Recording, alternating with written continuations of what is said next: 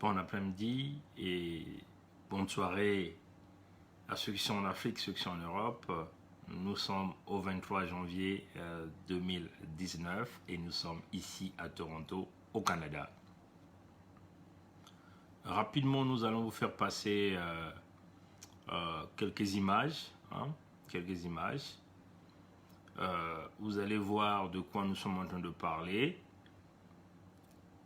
Éventuellement, nous allons vous faire passer le journaliste Jean-Claude Kakou. Vous savez, ce journaliste a travaillé longtemps pour Sassou, a fait l'apologie de Sassou. Il était le journaliste, on peut dire, des voyages de Sassou à la Télé Congo. Un journaliste, on peut dire un journaliste vedette à la Télé Congo, Jean-Claude Kakou. Mais Jean-Claude Kakou, si vous le savez, si vous ne savez pas, est déjà à la retraite. Jean-Claude Kakou est déjà à la retraite, mais il continue de travailler pour Télé Congo, et à travers des émissions qui n'ont pas de sens. Éventuellement, il anime une émission qu'on appelle l'émergence, je crois, émergence sur Télé Congo. Suivez l'émission émergence sur Télé Congo. Nous ne savons pas de quoi en réalité. Oui, bonsoir ma soeur, bonsoir à tous ceux qui se sont connectés, mes frères et sœurs congolais, africains, européens, canadiens, américains et tous ceux qui ont l'habitude de nous suivre. J'aimerais parler ici du journaliste, l'ancien journaliste à la Télé Congo, journaliste à la retraite, mais il continue de travailler à Télé Congo. Tout simplement parce qu'il reçoit toutes ses faveurs. Jean-Claude Kakou, il faut le dire, c'est un membre du Parti Congolais du Travail. Il a tenté d'être député dans le secteur de Mukondo. Malheureusement, Sassou n'a pas le nommé, mais il continue de percevoir son salaire en tant que retraité, éventuellement en créant des émissions qui n'ont pas de sens.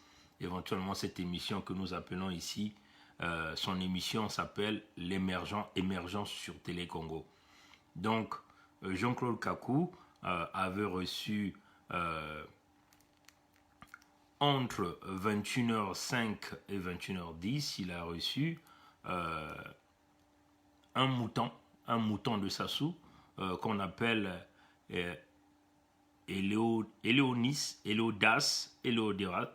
Moton.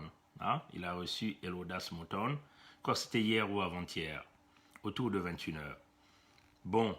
D'ailleurs, il faut le dire que l'importance de cette émission, ça n'a pas de sens. L'émergence du Congo avec Sassou, vous voyez. Donc, on peut dire ici que le journaliste à la retraite qui continue à percevoir son salaire, Jean-Claude Kakou, continue de faire l'apologie de ce système, continue de faire la publicité du régime dictatorial et criminel de Sassou Denis.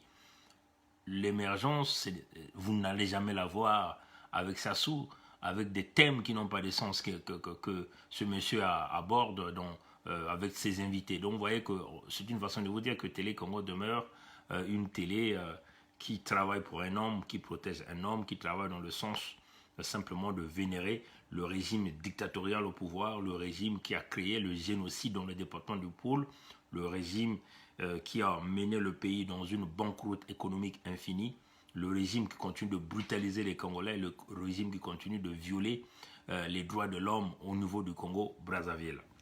Donc, l'émission, allez-y dire à Jean-Claude Kakou que son émission, il est d'abord à la retraite, qu'il aille chercher à faire ses chants ou à faire d'autres activités que de venir avec des émissions qui n'ont pas de sens. On le comprend, c'est une émission qui est là pour vénérer un système. D'accord, nous le comprenons. Kakou, c'est un homme du Parti Congolais du Travail, un vrai Sassou. Voilà pourquoi il s'accroche avec ce genre d'émissions qui n'ont pas de sens. Nous voulons ici parler de sa réception avec Moton. Donc nous allons simplement, rapidement, vous montrer quelques images ici. Comme ça, vous allez voir de quoi nous sommes en train de parler ici. Bon, voilà. Donc, comme vous le voyez, c'est celui-là, Jean-Claude Kakou, le journaliste à la retraite. Mais un assoiffé d'argent qui est toujours accroché au système parti congolais du travail, au système Sassou. Donc il anime une émission qu'on appelle Émergence. Nous nous disons l'émergence de quoi? Vous voyez que tout ça, ce sont les oiseaux qui chantent pour Sassou, hein, pour que Sassou continue à demeurer là. Vous voyez comment il est devenu assez vieux, mais il ne veut pas aller en retraite. Il est déjà à la retraite, mais il continue de travailler pour Télé Congo parce que c'est un membre du Parti congolais du travail. Nous disons encore, une fois de plus, excusez-moi, que ce genre de personnes ne feront plus partie du nouveau Congo. On va les envoyer au village faire leur champ, faire l'agriculture, au lieu de divertir le peuple congolais. Voici son invité. C'est celui-là. Entre-temps, vous l'avez vu avec les films pornographiques, ancien ministre de Sassou. Et là, le voilà, venir à l'émission de Jean-Claude Kakou. Comme ils sont habitués dans la manigance, la démagogie, lui là, Moton et Léonidas, il veut revenir, il veut que Sassou puisse le nommer encore ministrant, puisqu'il y a déjà le remaniement, on vous avait dit, dans le régime de Yokratie. Donc, ils s'entendent avec un autre vautour, Jean-Claude Kakou, journaliste à la retraite qui est à la recherche d'argent, mais il est toujours payé par l'État congolais à travers ces émissions qui n'ont pas de sens qu'il met à la télé Congo. Il invite donc ce petit-là pour que lui-là puisse avoir l'opportunité de s'exprimer et attirer la compassion de leur maître Gourou Girouette, le génocidaire Sassou. Donc nous allons simplement essayer de jouer ce message audio et nous allons donc écouter de nous-mêmes ce que Éléonas Mouton est en train de nous dire ici. Voilà, donc on va essayer de regarder pourquoi ça ne joue pas. De faire taire un certain nombre de patients, capables de prendre une certaine forme de hauteur face à certaines situations. Au fond, ce que je veux dire, c'est que nous irons chercher le président Sassou là où il se trouvera, pour être celui qui doit continuer à conduire aux destinées de notre pays. Même si c'est sur un fauteuil roulant, nous irons le chercher. Pour moi, c'est l'homme de la situation. Bon, vous avez entendu ce que le Mouton a dit là. Je vais simplement replacer ma caméra. Bon, je crois que vous avez entendu. Hein. Il ira chercher le génocidaire Sassou. Sassou, c'est l'homme de la situation. Même si Sassou est dans un fauteuil roulant, ils iront le chercher. Sassou demeure l'homme de la situation pour eux. Mais quel aveuglement. Vous avez entendu ça, chers compatriotes, ce qu'il a dit? Mouton a dit. Peut-être que vous n'avez pas bien entendu. On va encore essayer de jouer ça. Comme ça, vous allez encore écouter de vous-même. C'est réellement quoi ce reptilien de la mauvaise espèce est en train de nous parler ici? De faire taire un certain nombre de patients, capables de prendre une certaine forme de hauteur face à certaines situations. Au fond, ce que je veux dire, c'est que nous irons chercher le président Sassou là où il se trouvera, pour être celui qui... Ils iront chercher le génocidaire Sassou là où il se trouvera, pour être... doit continuer à conduire aux destinées de notre pays. Pour continuer à conduire le destiné de leur pays. C'est ce que le Mouton Léonidas est en train de raconter à l'émission du journaliste à la retraite Jean-Claude Kakou, qui continue de vénérer le régime en créant une fausse émission qu'on appelle Émergence. Même si c'est sur un fauteuil roulant, nous irons le chercher. Pour moi, c'est l'homme de la situation. Bon, voilà. Même si Sassou est sur le génocidaire, Sassou est sur un fauteuil roulant, ils iront le chercher pour que Sassou continue à conduire leur destin. Mais quel est le destin que Sassou va conduire? Le destin des moutons qui sont dans ce régime criminel et dictatorial du Congo-Brazzaville. Est-ce que vous comprenez ça, chers compatriotes?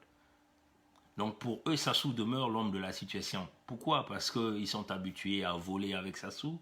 Sassou celui qui ouvre les valves pour permettre à tous ces moutons de rentrer dans l'enclos et voler comme ils veulent, tuer comme ils veulent, faire souffrir les populations comme ils veulent. Sassou, c'est l'homme de leur situation. Voilà pourquoi sans Sassou, ils ne pourront jamais vivre. Mais ils ont raison, parce que dans le nouveau Congo, ça sera le Congo des mérites. Le Congo où vous avez des hommes de grandeur, ceux-là qui viendront pour contribuer à la nation, où les hommes politiques ne seront pas bien payés comme ils sont payés aujourd'hui, administreront avec 10 millions de francs CFA, l'argent du contribuable qu'on donne gratuitement à ces gens-là. Non, chers amis, c'est normal qu'ils raisonnent pareil. Mais souvenez-vous, hein, nous sommes à la veille d'un remaniement des ministres du régime d'Oyocratie, parce que le génocidaire Sassou veut faire des beaux yeux au Fonds monétaire international. Et donc, il va donc procéder au remaniement. Donc, il va falloir qu'il y ait des oiseaux de mauvais augure qui viennent éventuellement chanter autour du génocidaire Sassou, parce que Sassou aime des gens comme ça, des gens qui le vénèrent de cette façon. Sassou aime des gens qui chantent, qui sifflent pour lui, qui dansent pour lui, même dans les micros. C'est cela. Donc vous voyez que Léonidas Mouton, que nous appelons le mouton d'Oyocratie, dit qu'il ira chercher Sassou même dans un fauteuil roulant. Sassou doit continuer à conduire leur destin, mais Sassou continue de conduire leur destin vers les abîmes de l'enfer. Vous voyez, chers amis. Ils doivent s'accrocher à Sassou. Sassou, c'est l'homme de leur situation. Ils doivent s'accrocher à Sassou. Ça, c'est ce que le mouton de Léonidas Mouton est en train de raconter. Oui, chers amis. Donc, ça vous montre, hein, en réalité, le fond de la pensée de tous les jeunes qui vivent au Congo. Tous ces jeunes qui pensent que le chemin de la réussite, c'est la politique. Ces jeunes qui sont aveuglés par un système dictatorial et criminel, un système qui pille, qui tue, qui enfonce le pays dans les abîmes de l'enfer. Mais tous ces jeunes ne voient que des petites miettes qu'ils reçoivent de la part de ce régime criminel et dictatorial. C'est inexplicable, hein, chers amis. Quand vous voyez un jeune qui pouvait avoir de l'avenir dans ce Congo, qui pouvait se battre pour ses enfants, raisonner de cette façon. Le génocidaire Sassou, qui est resté quasiment plus de 40 ans dans ces fonctions-là, qui n'a jamais pu emmener le pays vers une nouvelle direction, ni même apporter de l'eau potable. L'eau potable demeure un véritable luxe. Il continue d'aller inaugurer les robinets d'eau. Et là où l'eau coule une fois et puis ça disparaît, ça ne coule plus. L'électricité, c'est un luxe au Congo. Plus de 40 ans, ils sont là. Toutes les routes qu'ils ont eu à faire avec leur projet de municipalisation accélérée, ça a été du fiasco. Les routes, ils ont abîmé les routes du Congo. Donc, c'est simplement de la criminalité à haut niveau, parce que on appelle destruction d'autrui, hein, destruction des biens de l'État, de la chose publique. Et Mouton nous dit, dans son audio là, que nous venons de jouer, il nous dit, ils vont continuer Sassou, c'est l'homme de leur situation. Sassou, c'est l'homme de leur vie qui va continuer de les emmener dans cette direction. De faire taire un certain nombre de patients, capables de prendre une certaine forme de hauteur face à certaines situations. Au fond, ce que je veux dire, c'est que nous irons chercher le président Sassou là où il se trouvera, pour être celui qui doit continuer à conduire aux destinées de notre pays. Même si c'est sur un fauteuil roulant, nous irons le chercher. Pour moi, c'est l'homme de la situation. Voilà, Sassou, c'est l'homme de leur situation, l'homme de leur vie. Donc, il va continuer de les emmener à l'abîme. Mais on va dire, dites à Léonidas Mouton que je le chercherai personnellement le jour où Sassou va tomber. Et je lui ferai jouer ce message audio-là. Personnellement, je vais le chercher, je vais le rencontrer le jour où Sassou va tomber, et je lui ferai jouer ce qu'il a dit. C'est incroyable. Nous avons la vie de nos compatriotes qui sont mis en difficulté, en danger.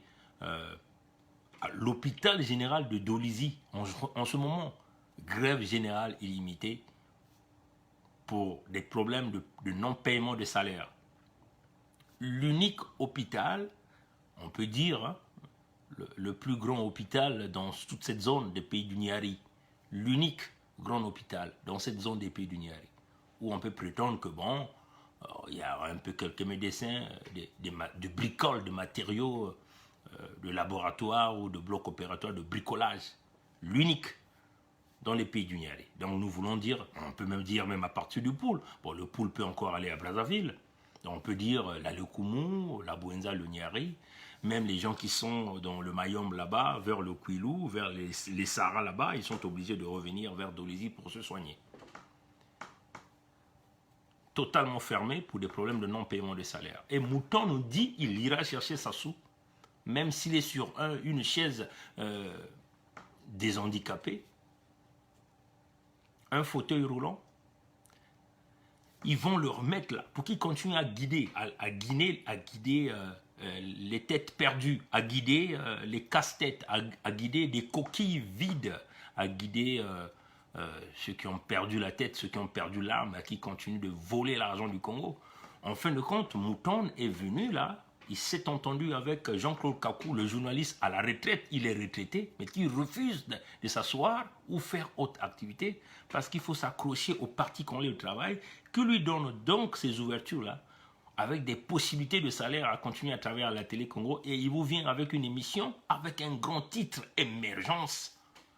Merde alors! Bon, nous comprenons que c'est le rythme. Aujourd'hui à Brazzaville, tous les jeunes sont obligés de rentrer dans des fractions religieuses ou avec des idéologies compliquées. On peut citer Rose-Croix, franc-maçonnerie, des trucs occultes pour prétendre se trouver un poste dans la politique et continuer à travailler. Parce que Sassou a fait ce système de cette façon, verrouiller le système pour attirer toute la jeunesse autour de lui. En réalité, c'est ça. Attirer la jeunesse autour de lui.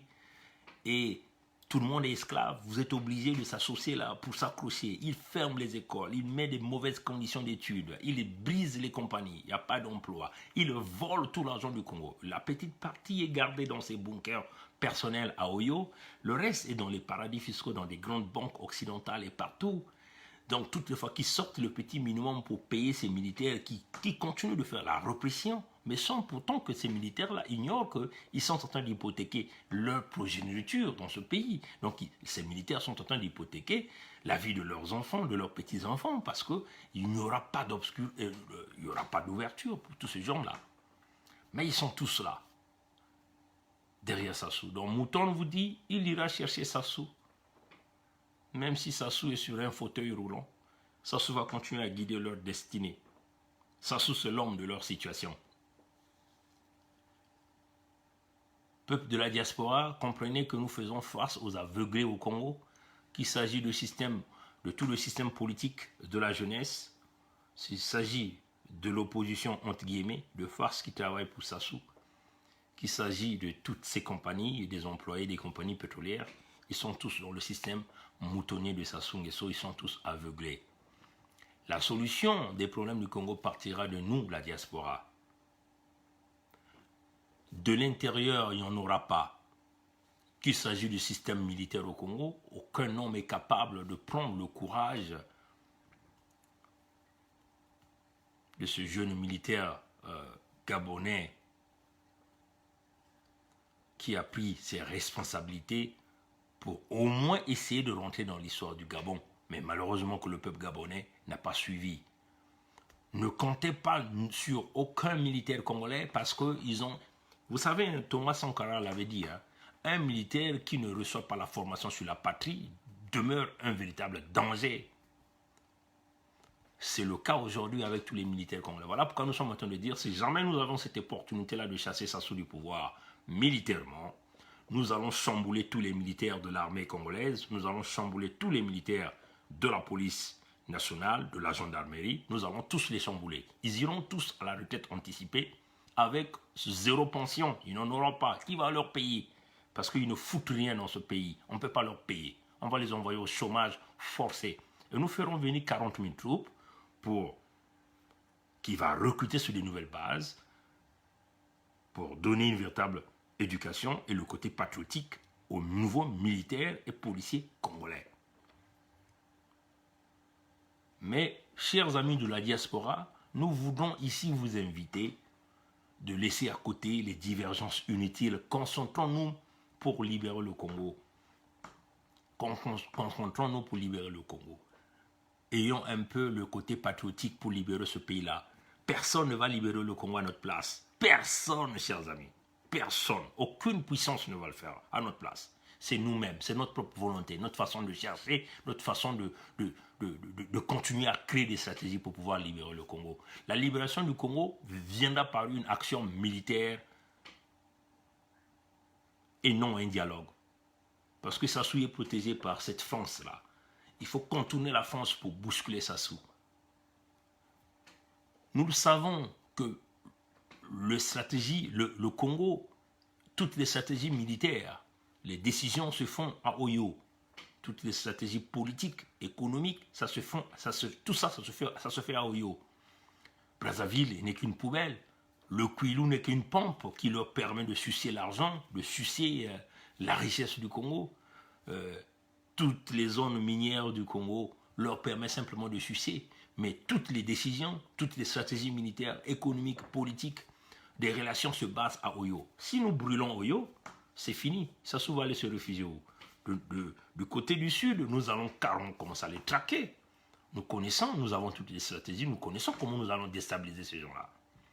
Donc si nous détruisons la base de commander, sa base, on peut dire son atelier, là où il prend toutes ses décisions, qui est Oyo, et alentour, et les alentours. Cet homme ira où? Il va fuir où? En République démocratique du Congo? Il va fuir où? Travaillons sur ça, chers amis. Bâtissons cette stratégie. Et nous voulons tout le monde dans ça, dans l'idée. Il faut que cette diaspora parle d'une seule voix. Et arrêtons de jouer à la politique. Arrêtons de jouer aux stratégies qui ne fonctionnent pas. Parlons tous d'une voix, le chemin militaire, et cherchons ces voies-là. Si nous sommes unis dans ce chemin, ça va vite diligenter. Présentement, ça retarde parce que nous ne sommes que peu qui parlons sur ça. Nous savons que c'est l'unique moyen pour libérer le Congo. Il n'y a pas 1000 chemins pour libérer le Congo. Les Mboshi nous disent, j'ai reçu l'appel, je vais dire le nom, hein, il faut que les gens de Sassou comprennent que nous, dans la diaspora, on s'entend, on s'appelle, on se donne les stratégies, on se communique. Je parle très souvent avec le doyen Isidore Ayatonga. Je parle avec lui, à tout moment. Nous bâtissons des stratégies. Nous nous conseillons. Il n'y a pas de frontière. Ayatonga, c'est un frère de Makwa. Mais avec moi, nous sommes devenus comme petits frères et grands frères, chers amis, chers compatriotes. Parce que nous avons un but qui est le Congo libre, libéré totalement de cette gangrène qui est en train de miner le pays. Ayatonga est devenu un doyen pour moi. On se parle, on se communique, on se donne des stratégies, on se partage les idées. Par lui, j'ai appris. Les Mboshi disent Bernard Pongui est très dangereux. Alors si Bernard Pongui est dangereux, alors donc Sassou, vous allez l'appeler qui? Sassou est comment? Entre Bernard Pongui, qui n'a jamais volé, qui n'a jamais tué, qui n'a jamais commis le mal. Partout où je suis passé, je n'ai jamais pris quelque chose de quelqu'un. Entre lui et moi, qui est le véritable dangereux? Il a pillé l'économie. C'est-à-dire que tout le pays, il a envoyé tout le pays en déclin. Tout le pays, il a envoyé en déclin. Aucun opérateur économique aujourd'hui ne peut regarder le pays, le Congo-Brazzaville. Il a volé l'argent du Congo.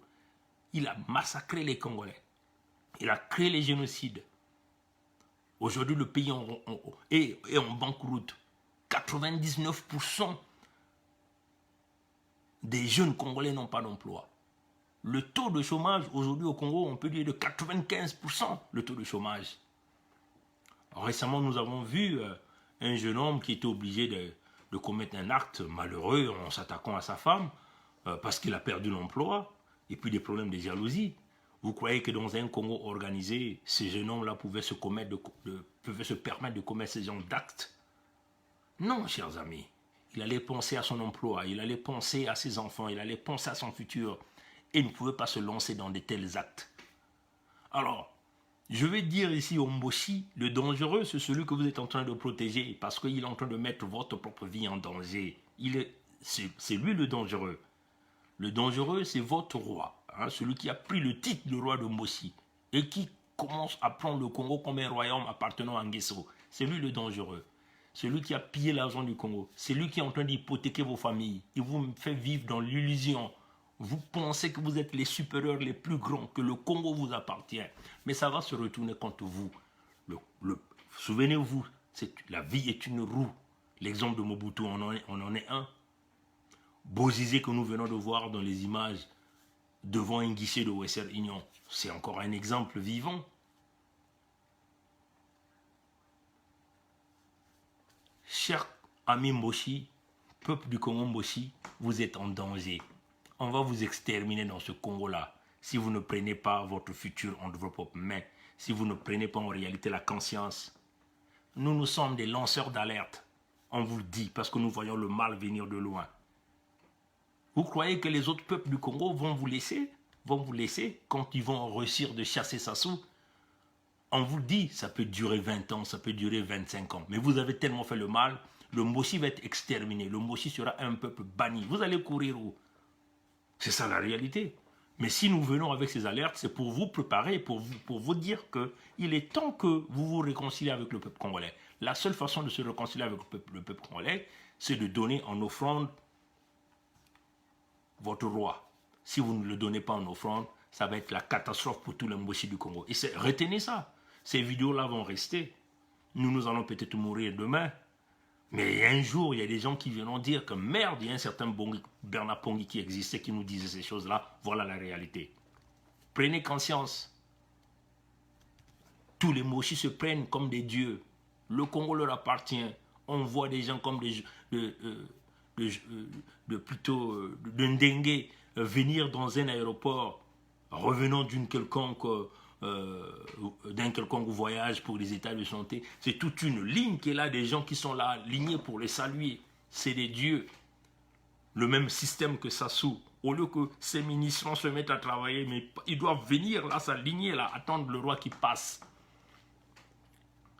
Tout ça, ça va finir, chers amis. Alors, peuple Mboshi, le dangereux, ce n'est pas Bernard Pongui. Bernard Pongui est un lanceur d'alerte qui vous dit ce qui va vous arriver. Et ça va vous arriver.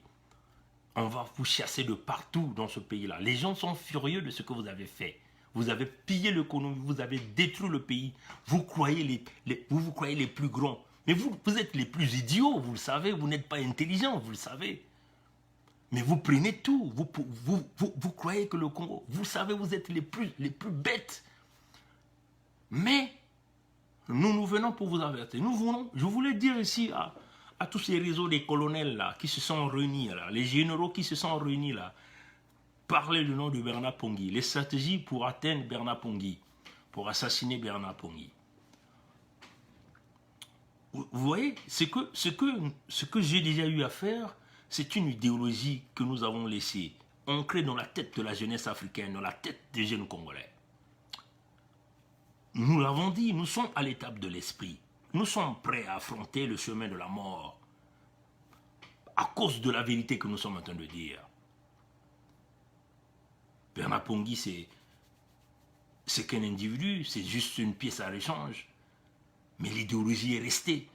Il va y avoir de nombreux Bernard Pongui qui vont réagir, qui vont continuer à le faire. C'est ça la réalité. Donc, vous allez détruire Bernard Pongui qui est la chair. Mais l'idéologie va demeurer, chers amis. C'est ça la réalité. Donc on veut dire aux généraux, au lieu que vous cherchez Bernard Pongui qui est le dangereux, mais vous avez un plus dangereux que Bernard Pongui dans votre propre cour. Celui qui vous manipule, celui qui est à votre sommet, celui qui est au sommet de la pyramide.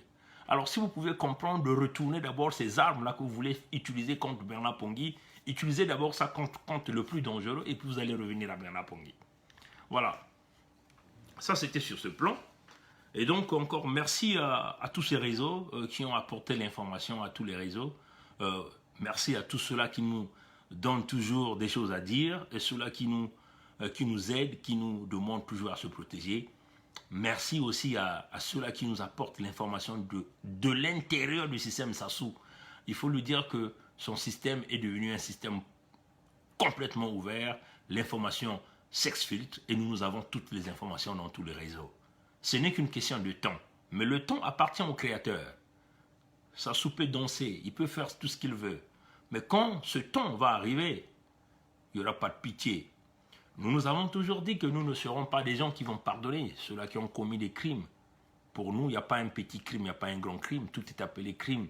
Donc nous sommes dans le principe de la tolérance zéro. Des Léonidas Mouton vont s'expliquer par tous ces propos qu'ils sont en train de dire aujourd'hui. Voilà. Chers amis, rapidement, je vais rentrer dans un autre sujet. L'Italie est montée d'un coup au créneau. Nous avons vu une dame députée italienne, on va faire jouer des vidéos tout à l'heure, qui est montée au créneau dénonçant la France. Nous avons vu le député dit Battista monter au créneau, dénoncer le pillage de l'Afrique par la France. Nous avons vu le vice-premier ministre italien Matteo Salvini monter au créneau, dénoncer. Nous avons vu le vice-président du Conseil italien Luigi Di Maio monter au créneau, dénoncer la France. Bon, nous voyons là que nous sommes dans une situation que les Français ont appelée une situation de crise, de dénonciation, en voulant s'attaquer à l'Italie. Mais pendant que la France va en Afrique pour aller piller les minerais, pour devenir de plus en plus riche, que d'ailleurs cette richesse ne sert pas en réalité aux Français ordinaires, sinon on n'allait pas voir le phénomène des gilets jaunes qui ne décolèrent pas. Depuis, je crois, le 16 ou le 17 novembre que ce mouvement a commencé, et nous sommes déjà à l'acte 10, ce samedi-là, ça serait déjà l'acte 11. Et le mouvement continue de prendre, on peut dire, c'est une onde dont l'amplitude ne fait que s'accroître. Et nous en sommes sûrs que quand nous allons arriver à des températures d'été, c'est toute la France qui sera dehors, et c'est là où nous allons assister à la chute de la Ve République. Nous avons vu dans ces mêmes mouvements, les militaires, des anciens militaires français sont associés au mouvement, assurer la sécurité même des gilets jaunes, mettre des stratégies de ce qu'eux ils ont appelé la sérénité, hein, au lieu d'appeler la sécurité, mais la sérénité des anciens militaires, des anciens commandos. Nous avons vu la sortie des généraux qui commencent à dénoncer. Hein. Ce n'est pas la blague, chers amis. Donc vous voyez que le pillage de l'Afrique ne profite pas aux Français ordinaires, qui est d'ailleurs notre ami, qui est d'ailleurs notre frère, qui est d'ailleurs notre sœur, qui sont d'ailleurs nos enfants, nos petits-enfants, le Français ordinaire.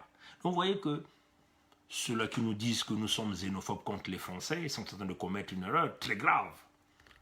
Nous sommes contre le système de pillage politique, le système des assassinats que la France a mis en place pour piller l'Afrique. Nous sommes contre cela. Nous ne sommes pas contre les citoyens français. Nous sommes contre ces stratégies. D'ailleurs, c'est normal. Si devant les écrans, ils nous font miroiter le droit, ils nous font miroiter la justice, ils nous font miroiter les droits de l'homme, alors donc nous pensons que tous nous devons s'adhérer à ces valeurs universelles, des valeurs de paix, des valeurs de démocratie. Mais on ne peut pas nous parler ici d'une démocratie à deux vitesses où vous aviez une France qui nous fait semblant d'une démocratie et en Afrique on continue à piller en nous prenant comme des êtres qui n'ont pas d'âme. C'est-à-dire que nous sommes simplement des animaux qu'on peut abattre.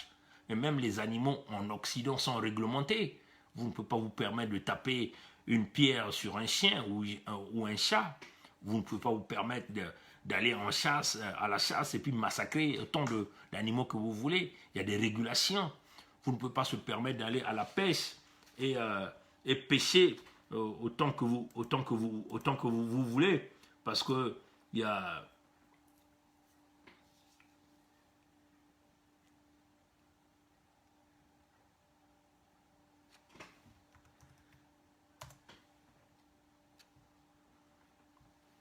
un instant s'il vous plaît, je reprends seulement un message là.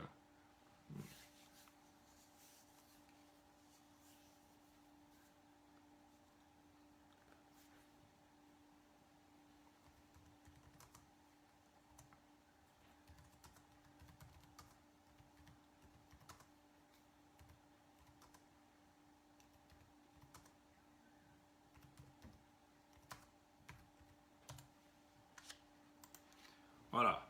Vous pouvez vous permettre à vous pêcher comme vous voulez, à pêcher comme vous le voulez. Il y a des réglementations. Vous voyez, chers amis. Et pourquoi donc cette classe politique vient sur les écrans nous parler d'autre chose et derrière le mur, c'est autre chose qui se fait. Voilà pourquoi aujourd'hui, nous dénonçons les pratiques de la France. Mais vous voyez que, chers amis, les pratiques de la France n'impactent pas seulement les Africains. Ça commence à impacter même les pays européens eux-mêmes. Les pays qui autrefois ont signé beaucoup d'accords avec les Français pour se protéger, les pays occidentaux qui se sont dit qu'il faut qu'ils se protègent entre eux, il faut qu'ils créent des relations de commerce, des relations de pillage d'Afrique, commencent à se rendre compte que la France fait trop. La France pille trop et les conséquences sont devenues énormes dans leurs États respectifs. C'est aujourd'hui, nous avons par exemple vu Angela Merkel qui a dit qu'elle ne va plus se positionner en tant que chancelière d'Allemagne. Elle a son tout dernier mandat parce que son parti politique a été mis en difficulté à cause de tous ces migrants, parce que cette politique d'immigration est en train d'affecter l'économie. Les services sociaux aujourd'hui dans les pays occidentaux, ça s'explose, les budgets s'explosent.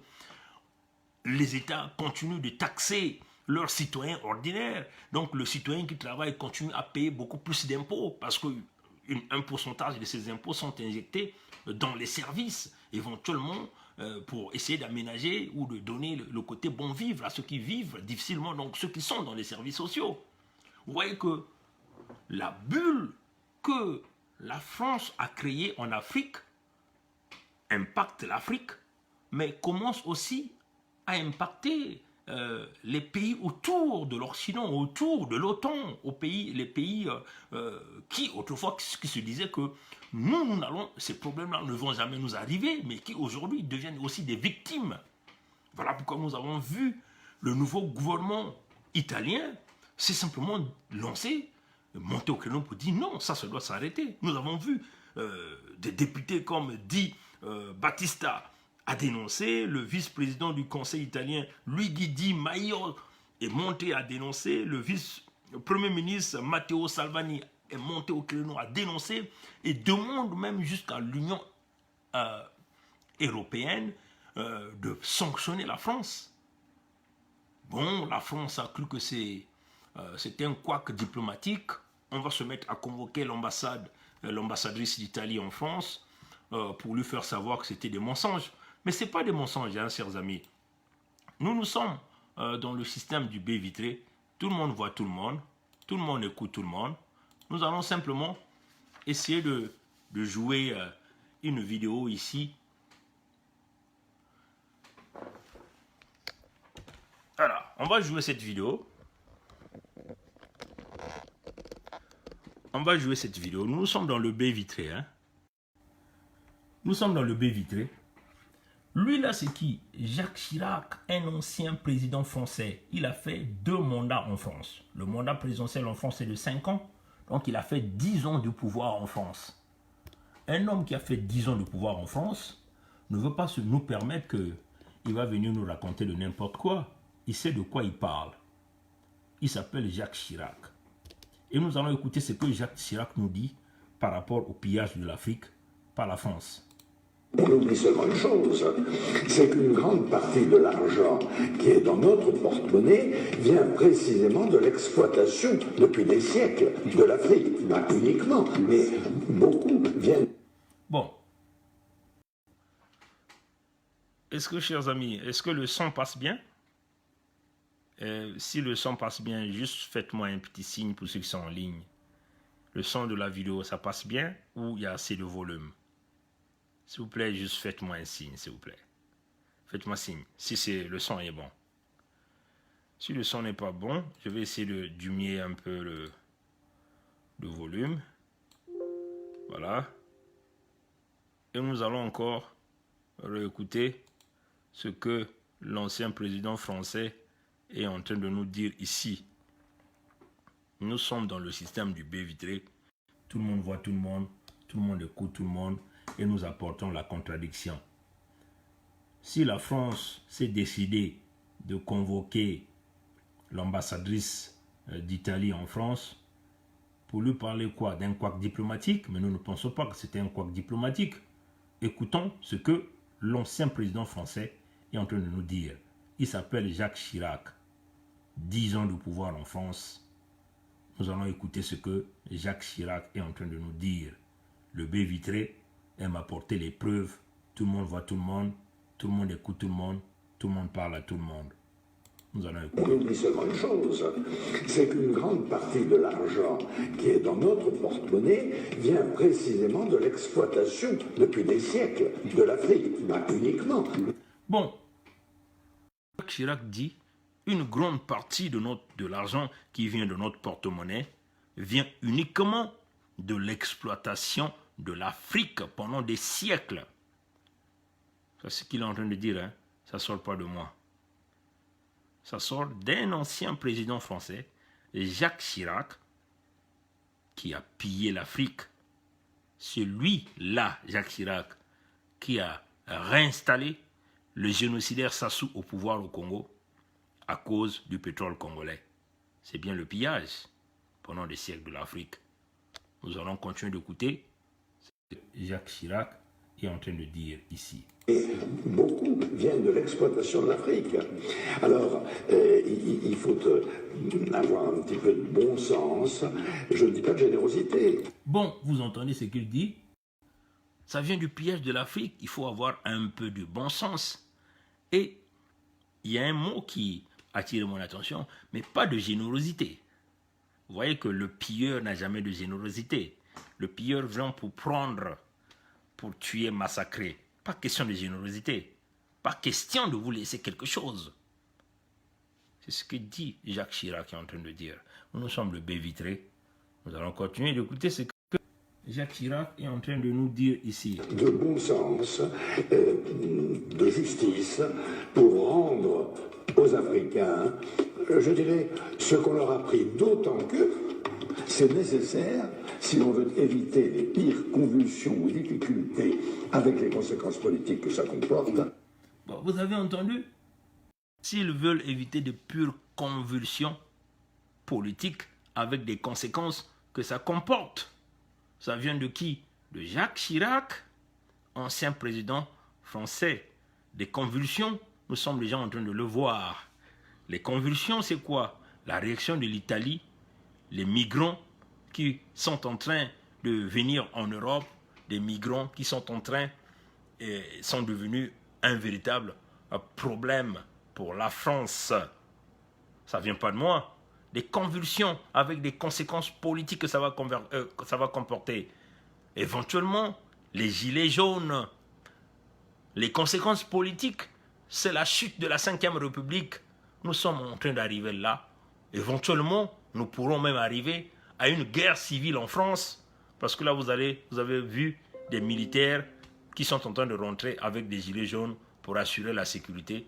Donc, vous voyez que ça, c'est ce que Jacques Chirac était déjà en train de vouloir pousser les responsables politiques et économiques, le marché économique. C'était comme, on peut dire, une alerte. Mais il me semble que les gens n'ont pas voulu écouter, comme même que lui-même, il a fait partie de ce système de pillage. Des convulsions générale avec des conséquences politiques que on pourrait avoir. Nous en sommes là. Nous allons continuer d'écouter ce que Jacques Chirac, président de la République de France, est en train de nous dire. Dans le prochain avenir. Bon, voilà. On oublie seulement une chose, c'est qu'une grande partie de l'argent qui est dans notre porte-monnaie vient précisément de l'exploitation depuis des siècles de l'Afrique. Pas uniquement, mais beaucoup viennent de l'exploitation de l'Afrique. Alors, il faut avoir un petit peu de bon sens, je ne dis pas de générosité, de bon sens, de justice, pour rendre aux Africains, je dirais, ce qu'on leur a pris, d'autant que c'est nécessaire si l'on veut éviter les pires convulsions ou difficultés avec les conséquences politiques que ça comporte dans le prochain avenir. Bon, voilà. Là, vous venez là, le président français, l'ancien président français Jacques Chirac, 10 ans au pouvoir, qui vous dit carrément ce que lui, il voyait déjà avec l'arrivée de la situation que lui il appelait des convulsions et des difficultés avec des conséquences politiques que ça comporte. Éventuellement, nous en sommes là. Les gilets jaunes, sans les conséquences de la situation que nous pouvons regarder, des convulsions politiques. L'affaire des migrants, c'est des convulsions avec ces conséquences que ça comporte. Vous voyez, des convulsions avec ces conséquences que ça comporte. Aujourd'hui, ces conséquences du pillage de l'Afrique impactent tous les pays européens. Ça impacte aujourd'hui l'Italie qui est devenue victime des bénéfices que la France est en train de faire sous le dos du pillage de l'Afrique. Et ça, c'est inacceptable. Aucun pays européen, un pays qui est dirigé avec des dirigeants qui ont une conscience, ne peut l'accepter. Si le président Trump était le président de l'Italie, mais c'est sûr qu'on devait déjà avoir beaucoup de tweets. Ce qui est curieux, c'est que la réaction de l'Italie, nous n'avons pas vu tout ça en Amérique du Nord. C'est-à-dire que il y a un silence radio total en Amérique du Nord sur les médias, même en France. Il y a un silence total des radios ou de la télé, au sein même de la France. Même en Allemagne, il y a un silence total. Parce que Angela Merkel, son ami, c'est la France, avec leur affaire de l'Union européenne. Donc vous voyez que les convulsions et des conséquences graves, des conséquences politiques, nous en sommes là. Le pillage de l'Afrique. Qu'est-ce que le pillage de l'Afrique fait aujourd'hui en Italie? Des migrants qui arrivent, l'État est débordé, l'État est asphyxié de prendre en charge ces migrants. En plus des migrants, l'Italie a aussi ses propres problèmes sociaux à s'en occuper. Mais l'Italie ne peut pas, parce que vous avez des migrants qui sont là. Puisque nous sommes dans des pays occidentaux où il faut respecter les droits de l'homme, donc il faut aussi s'occuper des migrants qui vont arriver. On ne va pas ici créer de la discrimination, il faut traiter tout le monde au même point. On s'occupe de ceux qui ont des problèmes sociaux, des Italiens de souche, on s'occupe des migrants qui arrivent, ça fait asphyxier l'économie. Si l'économie de l'Italie était en difficulté entre-temps, mais c'est parce que l'Italie dépense beaucoup d'argent pour s'occuper des migrants. C'est ça la réalité. L'Allemagne aujourd'hui dépense beaucoup d'argent parce qu'il faut s'occuper des migrants. Mais dans tous ces pays européens-là, quel est le pays qui bénéficie de plus? Mais c'est le pays qui a plus de pillage, plus d'entreprises en Afrique. Ce pays qui a plus de ressources en Afrique. Ce pays qui pille beaucoup plus. Ce pays qui a beaucoup plus de bases militaires, ces bases militaires en Afrique. C'est ça la réalité, chers amis. Donc, quand nous voyons les responsables italiens monter au créneau, dire la vérité, parce qu'il faut le dire que quand l'ambassadrice d'Italie en France par le Quai d'Orsay, c'est pourquoi dire à cette dame que l'Italie est en train de mentir, mais nous venons là de faire jouer la vidéo de Jacques Chirac. Voyez, chers amis. Donc, démocrates africains, on vous le dit, l'affaire des migrants aujourd'hui pose un problème. Le pillage de l'Afrique a des conséquences énormes, non pas seulement pour les pays africains, mais aujourd'hui nous sommes en train de voir des conséquences aussi même en Europe. Et vous avez vu comment la France est en train de piller l'Afrique à travers déjà les 14 pays qui utilisent le franc CFA. Nous allons simplement tourner la caméra pour essayer de voir cette réaction ici. Strapperà. Questo che è una banconota, ma in realtà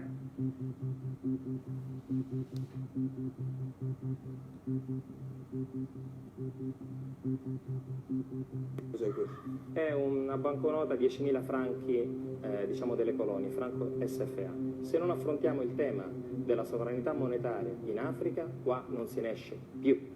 Attualmente la Francia, vicino Lione, stampa la moneta utilizzata in 14 paesi africani, tutti i paesi africani diciamo, della zona subsahariana, i quali non soltanto appunto hanno una moneta stampata dalla Francia, ma per mantenere il tasso fisso, prima con il franco francese, oggi con l'euro, sono costretti a versare circa il 50% dei loro denari in un conto corrente gestito dal Tesoro francese, con il quale ci paga una cifra irrisoria fazio del debito pubblico francese, pari circa lo 0,5%, ma soprattutto la Francia, attraverso questo controllo geopolitico di quell'area dove vivono 200 milioni di persone. Voilà, donc je crois que la vidéo là, vous pouvez encore le regarder sur le site. Nous allons encore vous montrer toute une série de réactions sur cette affaire. Se l'Europa in questo momento vuole avere un po' di coraggio, deve avere la forza di affrontare. Lui, c'est celui qui venait de parler, c'était le député Di Battista, et lui là c'est le vice-président du conseil italien, Luigi Di Maio. Una moneta per 14 stati africani impedisce lo sviluppo degli stati africani. Voilà, donc on peut encore continuer de faire jouer des vidéos comme ça, des Italiens qui sont montés au créneau, qui en ont marre d'un pillage qui ne termine pas, un pillage qui continue de se faire pour l'Afrique. Voilà. Chers amis, ce que nous venons vous dire ici, c'est que pendant que les autres pays se battent à nourrir leurs citoyens, se battent à chercher des voies et moyens pour générer de la richesse, il y a une seule nation qui profite de tout. Et cette nation, c'est la France, qui crée des réseaux par ce que nous appelons la France-Afrique, qui va en Afrique, qui mettent des dictateurs au pouvoir, et ces dictateurs, leur rôle c'est quoi? C'est piller les économies de leurs États, et puis mettre de l'argent de la corruption pour financer les partis politiques en France. Le système ce que nous appelons le système de la France-Afrique, où il y a des valises d'argent qui circulent, qu'on vient de donner des valises cash aux leaders politiques en France, aux chefs d'entreprise. Vous voyez que c'est une mafia qui ne fait que alimenter la France, qui ne fait que faire gagner la France. Par le biais de franc CFA, la France arrive à payer sa dette intérieure, même sa dette extérieure. Ce que les autres pays n'ont pas. Les autres pays européens sont obligés de générer la richesse, de créer la richesse. Vous voyez? Mais la France a l'avantage dans tout ça. Donc, voilà pourquoi les autres pays européens doivent se révolter contre les pratiques de la France. Ce qui est curieux, c'est que personne n'ose dénoncer les pratiques de la France au Conseil de sécurité des Nations Unies.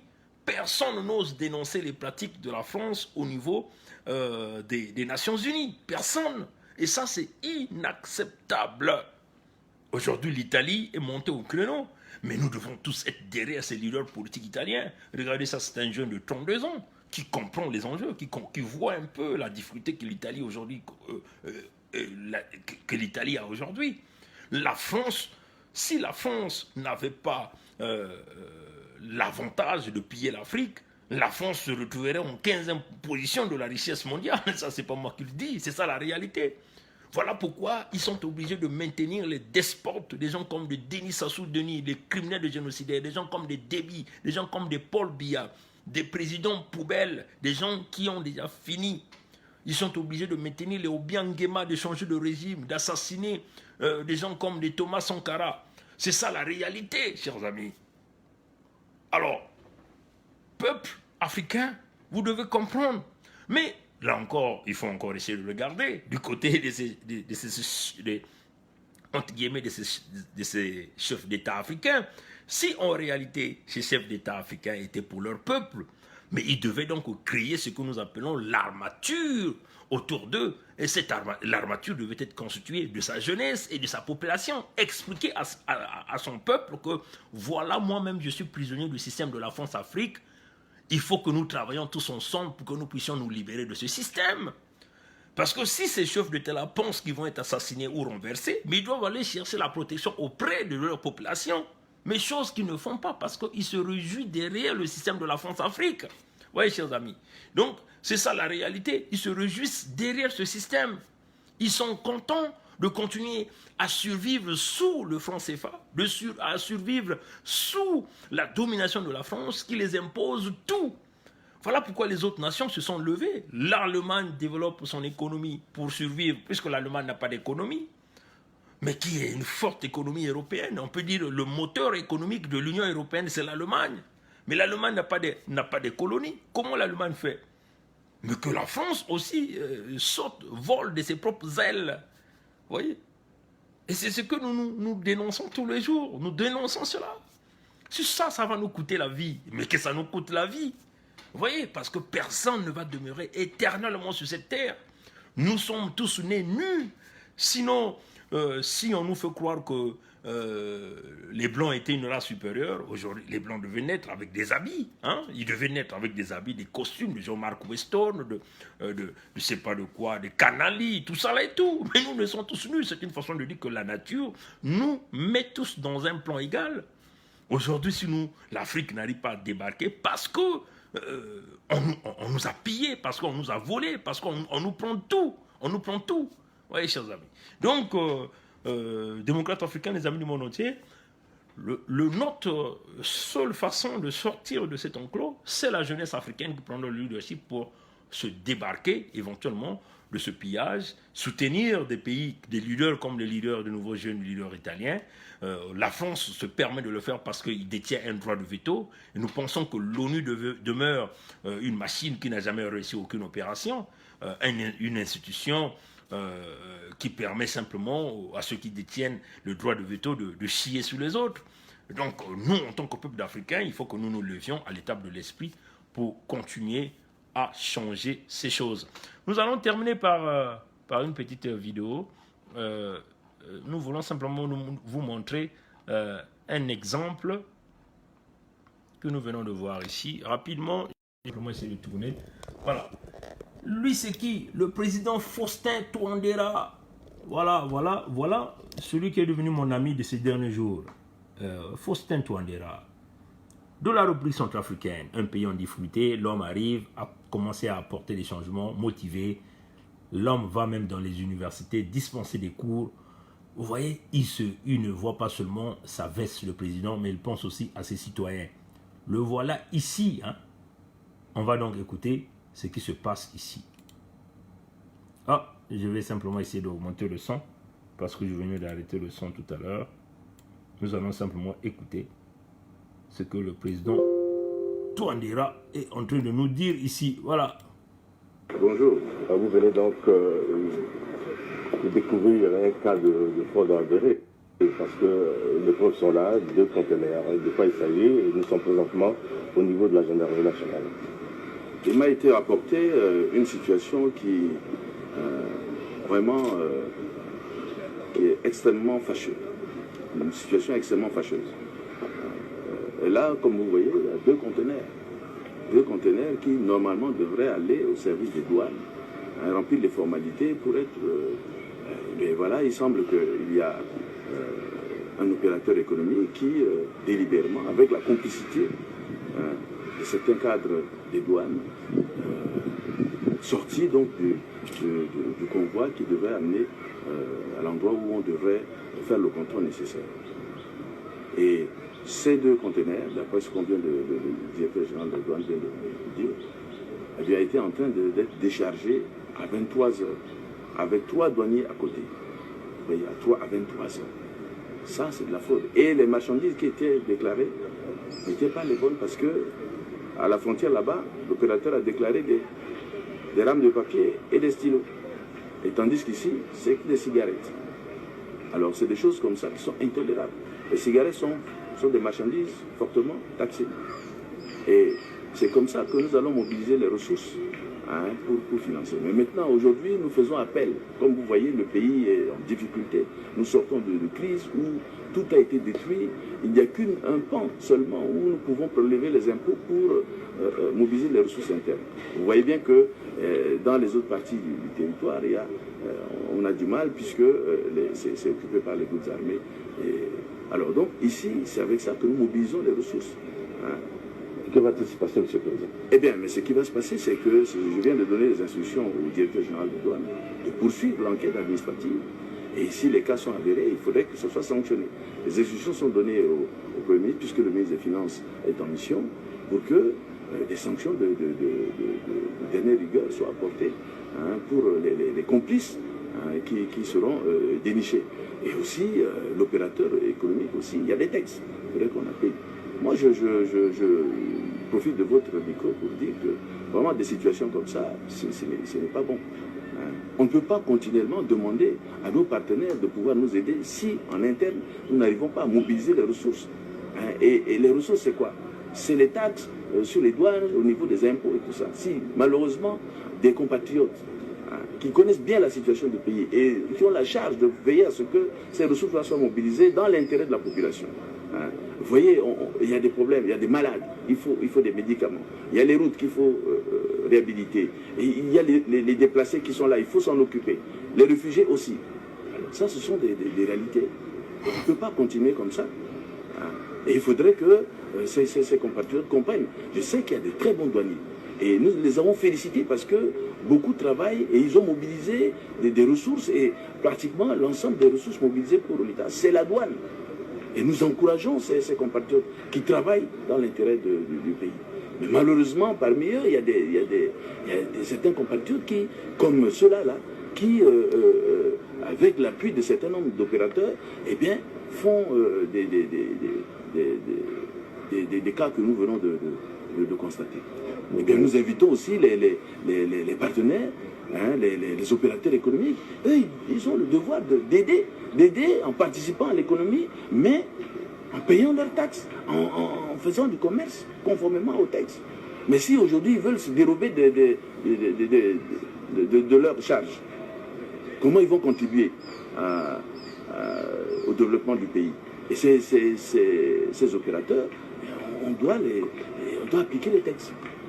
Et c'est pour ça que je suis venu constater pour interpeller. Parce qu'on m'a parlé de ça, mais je voudrais voir ça de visu. Et en profitant du passage ici, je me suis arrêté pour constater heureusement que la direction générale de douane était là et pour donner des explications. Merci, Monsieur le Président. La version en langue nationale. Oh, la version en langue nationale. Merci, Singhi Lamingi. Bon, voilà. Voilà. En tout cas, c'est devenu l'homme de la situation, le président Faustin Touadéra. Voilà, l'homme de la situation. Voilà celui qui est devenu mon ami de ces derniers jours. Pourquoi je soutiens le président Touadéra? On va vous le dire. Pourquoi je le soutiens? Pourquoi je le soutiens? On va vous le dire. Je le soutiens tout simplement parce que cet homme est arrivé au pouvoir dans un pays fracturé et il se bat par tous ses moyens pour rassembler les Centrafricains et éventuellement relancer la machine économique. Il a compris qu'il ne pouvait pas relancer la machine économique avec ceux qui sont de piller l'Afrique et ceux-là qui ne viennent que créer le désordre avec des guerres interminables. Bien sûr, ceux-là qui utilisent leurs bras, le négrier noir, on dit le négrier noir, le génocideur Sassou Nguesso qui emmène la distraction en République centrafricaine. Et donc Touadéra a compris, il a signé des relations avec la Russie, des accords militaires aujourd'hui. Sa protection est assurée par les Russes.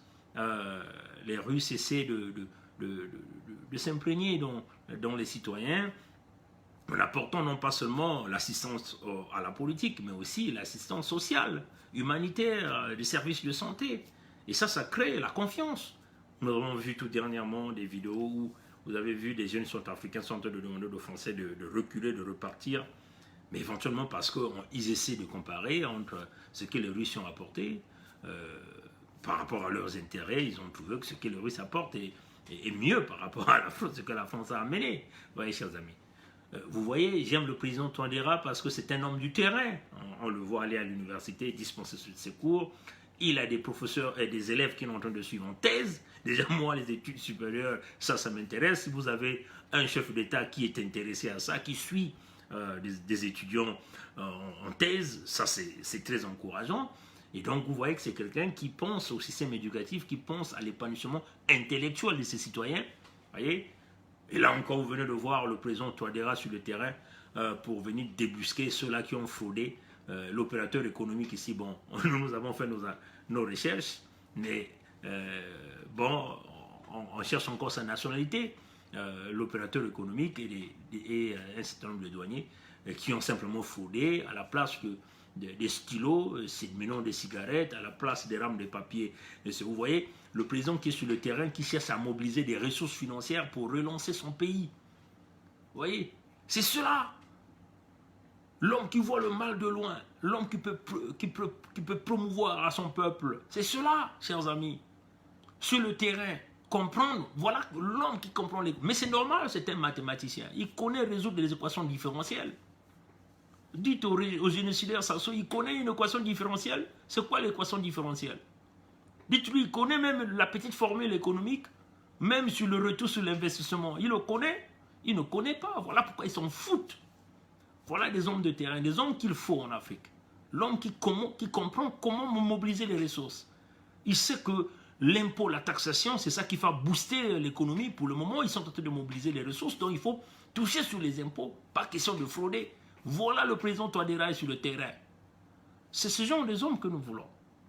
Des hommes qui ont une vision économique. Des hommes qui comprennent que, bon, vous voyez dans son discours, il n'a pas seulement condamné, mais il a aussi apprécié ses compatriotes, ceux-là en réalité qui se sont lancés au travail, des véritables douaniers qui font leur travail, des véritables citoyens qui font leur travail. C'est cela, chers amis. La vision africaine. Mais regardez le toto que nous avons au Congo. Un homme qui ne connaît aucun sens économique, qui ne fait que faire rentrer le Congo en banqueroute. Il croûte l'argent du Congo comme s'il crottait les arachides. Comme s'il croquait les graines de maïs. C'est incroyable. Le pays est en banqueroute. Ils sont là, ils s'assoient là. Il ne veut pas partir. Il veut voir le pays se noyer avec lui. Alors que c'est lui qui est au centre de cette magouille qui a noyé le pays. Les routes s'abîment. Non, ils sont là, ils insistent. Ils ont volé l'argent pour faire ces routes qui sont devenues aujourd'hui des casse-têtes pour les populations. Mais ils ne veulent pas quitter. Ils veulent maintenir les gens dans les cachots. Ils veulent mettre les gens sous les tortures. Non, chers amis, c'est inacceptable.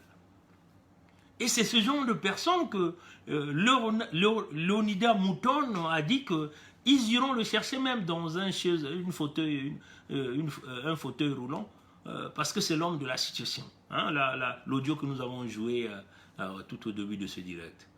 Vous voyez, chers amis. Alors, démocrates africains, il faut encourager des gens comme président Faustin Touadéra. C'est des gens qui luttent. Hein, qui sont en train de lutter pour essayer de mobiliser des ressources, pour essayer de redonner l'économie. Il faut qu'ils payent les salaires des fonctionnaires.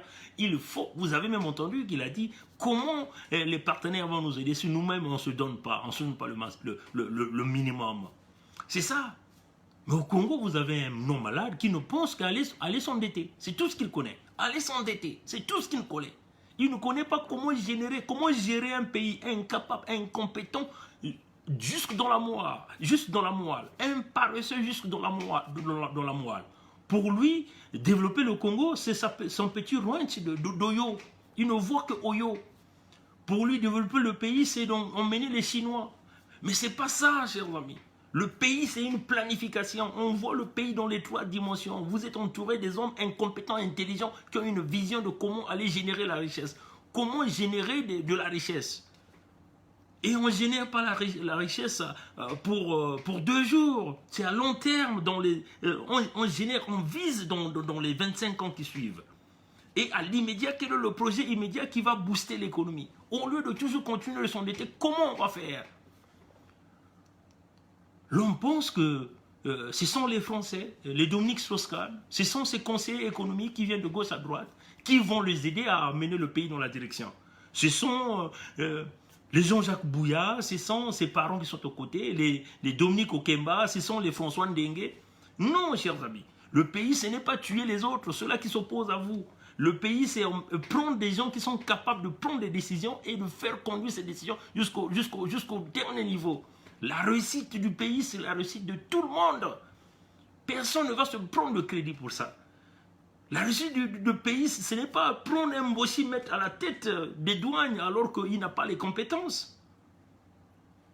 Démocrates africains, chers amis, démocrates africains, c'est très dommage, mais comme ils sont en train de le dire, Bernard Pongui demeure le dangereux, mais nous voulons dire à ces généraux Mbossi là, le dangereux c'est d'ailleurs celui qui a créé la banqueroute du Congo. Commencez d'abord par enlever celui-là, et puis vous allez venir au deuxième dangereux qui est Bernard Pongui pour le Congo. Mais en tout cas, pour le moment, nous continuons notre travail. Rien ne nous ébranle, rien ne nous fait peur. Parce que nous avons dit, nous sommes à l'étape de l'esprit. Celui qui est à l'étape de l'esprit. Dès le premier jour que j'avais mis mon pied dans ce combat, je me suis dit, la mort peut arriver demain. Je me suis préparé pour l'affronter, pour dire la vérité au nom du Congo. Et si vous voulez m'assassiner pour ça, nous sommes prêts. Voilà, donc, chers amis, démocrates africains, peuple du monde entier, continuons de travailler fort. Nous demandons à la diaspora de se mobiliser parce que nous avons un objectif. Chaque année, à chacun de nous doit avoir ses objectifs. Moi, mon objectif, c'est d'atteindre c'est atteindre Sassou. Il faut atteindre cet homme-là. Il n'y a rien à faire. Il faut briser cet homme, il faut casser Sassou. C'est ça l'objectif pour l'année 2019. On ne va pas encore aller nous jouer le cinéma de 2021. Vous attendez 2021. Ça va vous emmener où avec ces mêmes personnes? Il y a des milliers et des milliers de gens qui sont en train de souffrir au Congo. L'hôpital de Dolisie est fermé. L'Angeli est fermé. Tous les hôpitaux se ferment. Et vous êtes là, vous êtes assis en train de regarder un homme faire couler le Congo. Non. Je suis tout d'abord congolais. Je me battrai pour le Congo. Je me battrai pour le Canada. Que Dieu nous garde. Dieu nous bénisse. Au revoir.